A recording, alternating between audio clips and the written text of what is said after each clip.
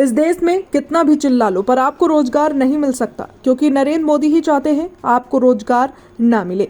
राम मंदिर की प्राण प्रतिष्ठा में दलित और पिछड़े वर्ग के लोग नहीं पहुंच सके, पर वहां अंबानी अडानी पहले से ही मौजूद थे। सांसद राहुल गांधी हजारों कार्यकर्ताओं के बीच घिरे हुए घंटाघर चौराहा पर पहुंचे तो वहां गाड़ी से ही उन्होंने बोलना शुरू कर दिया और उस वक्त बातों में पीएम मोदी पर तंज भी कसा। अपने चिर परिचित और जोशीले अंदाज में सांसद राहुल गांधी ने कहा, यूपी में पेपर लीक होता है, सरकारी भर्तियां नहीं होती, अग्निवीर योजना धोखा है, सेना में जाने का रास्ता बंद है, लेकिन सुनने वाला कोई नहीं है। पिछड़ा वर्ग के लोग इस देश में 50% हैं, अल्पसंख्यक 15% हैं, 8% आदिवासी हैं। वहीं देश की कुल 90% आबादी बुरी तरह से परेशान है। वहीं दूसरी ओर जो नया हिंदुस्तान है उसमें अडानी, अंबानी, टाटा और बिरला जैसे 3% लोग राज कर रहे हैं। इसलिए हिंदुस्तान की प्रगति के लिए सबसे बड़ा क्रांतिकारी कदम जातिगत जनगणना साबित होगा। उन्होंने कहा, अगर कांग्रेस सत्ता में आई तो देश में उन्हीं 90% लोगों का राज होगा जो मोदी सरकार में परेशान हैं। इस नफरत की बाजार में हम मोहब्बत की दुकान लेकर चल रहे हैं। आपको बताते चले कि शहर में जब राहुल गांधी अपनी भारत जोड़ो यात्रा लेकर झाड़ी बाबा पड़ाव पहुंचे तो पहले से ही प्रदेश अध्यक्ष अजय राय मौजूद थे, पर फिर राहुल गांधी ने सबसे पहले पूर्व विधायक अजय कपूर को बुलाया। इसके बाद जैसे जैसे सांसद राहुल गांधी का काफिला आगे बढ़ा, तमाम कांग्रेस के नेता राहुल गांधी को अपना चेहरा दिखाने के लिए उनके पास पहुंचते रहे, मगर कानपुर में पूरी यात्रा मार्ग पर पूर्व विधायक अजय कपूर साथ रहे।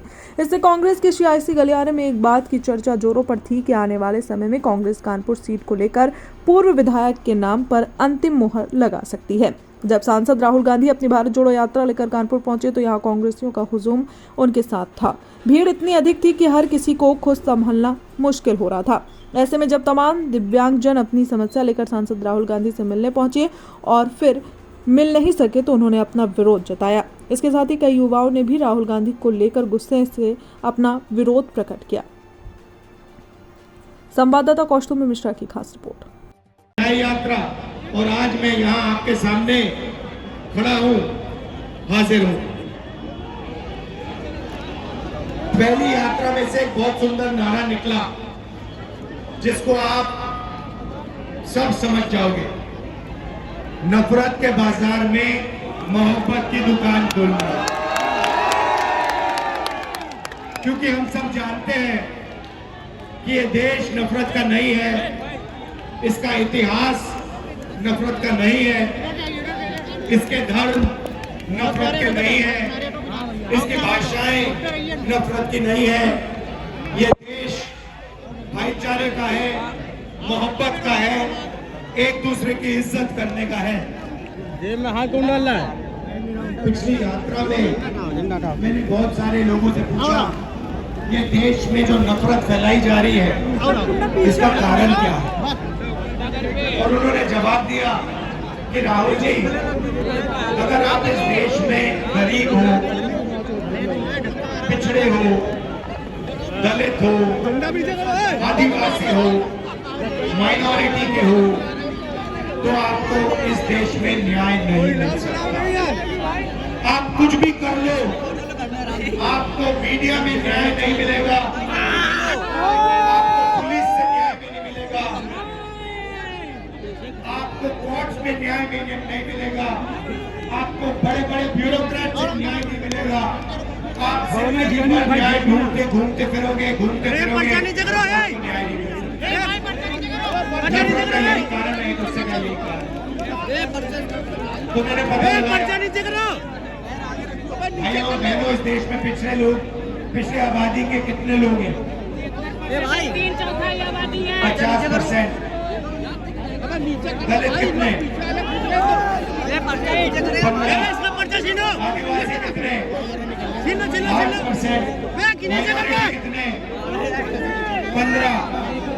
तो 50 में 15 दलित जोड़ो कितने होते हैं? 65। उसमें 15 माइनॉरिटी जोड़ो कितने होते हैं? 80। उसमें 8 आदिवासी जोड़ो कितने होते हैं? तकरीबन 90% आबादी पिछड़ों की, दलितों की, आदिवासियों की, माइनॉरिटीज की। अब आप 200 सबसे बड़ी कंपनियों के मालिकों की लिस्ट निकालो और उसमें बताओ पिछड़े दलित आदिवासी कितने एक भी नहीं। मीडिया के मालिकों की लिस्ट निकालो, दलित पिछड़े आदिवासी कितने? एक भी नहीं है सर, एक भी नहीं है। हाई कोर्ट के जजेस की लिस्ट निकालो, 650 जजेस की लिस्ट निकालो, दलित आदिवासी पिछड़े माइनॉरिटी कितने? भाइयों और बहनों, आपकी भागीदारी कहीं है ही नहीं, आपकी भागीदारी इस देश में है ही नहीं। आप खून पसीना देते हो, मगर आपका कांग्रेस में, मीडिया में, जुडिशरी में नाम और निशान तक नहीं। इसलिए हमने कहा है इस सबसे क्रांतिकारी कदम हिंदुस्तान की प्रगति के लिए सबसे बड़ा क्रांतिकारी कदम लोगों की गिनती, जाति, जनगणना। इससे दूध का दूध, पानी का पानी हो जाएगा। जाति जनगणना के बाद इकोनॉमिक सर्वे, फाइनेंशियल सर्वे, जिससे हम पता लगाएंगे दलितों के हाथ में कितना पैसा है, आदिवासियों के हाथ में कितना पैसा है, पिछड़ों के हाथ में कितना पैसा है, और आपको साफ दिख जाएगा कि हिंदुस्तान का पूरा धन 2-3% लोगों के हाथ में है। अदानी, अंबानी, टाटा, बिरला, ये 2-3% लोग आप पर राज कर रहे हैं। नए हिंदुस्तान के महाराजा हैं ये लोग, और जो प्रजा है वो भटकती जाती है। कभी आपके पेपर लीक हो जाते हैं, होते नहीं होते, कभी आपको नौकरी से निकाला जाता है, आप पे GST लागू होती है, नोटबंदी लागू होती है, पेपर लीक होते हैं,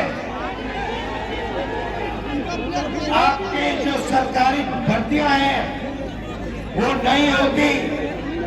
अग्निवीर योजना स्पेशल बनाया गया है आप लोगों के लिए 73% के लिए कि आपको जो आपका रास्ता था आर्मी में जाने का, सेना में जाने का, वो भी उन्होंने अग्निवीर से बंद कर दिया है।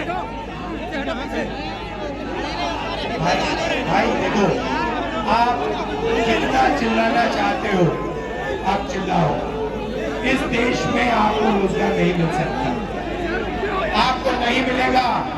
आप पिछड़े हो, आप दलित हो, आप आदिवासी हो, आप गरीब जनरल कास्ट के हो, रोजगार आपको नहीं मिल सकता। आप चिल्लाओ जितना चिल्लाना है। नरेंद्र मोदी जी नहीं चाहते कि पिछड़ों को, दलितों को, आदिवासियों को, गरीब जनरल कास्ट के लोगों को रोजगार मिले, नहीं मिले। राम मंदिर का फंक्शन देखा आपने, उसमें पिछड़े कितने दिखे? उसमें दलित कितने? आदिवासी कितने? आदिवासी राष्ट्रपति है, उसको अंदर नहीं जाने दिया। दलित एक्स राष्ट्रपति है, उनको अंदर नहीं जाने दिया। ये कैसा राम राज है जिसमें 90% को रोजगार नहीं मिल सकता?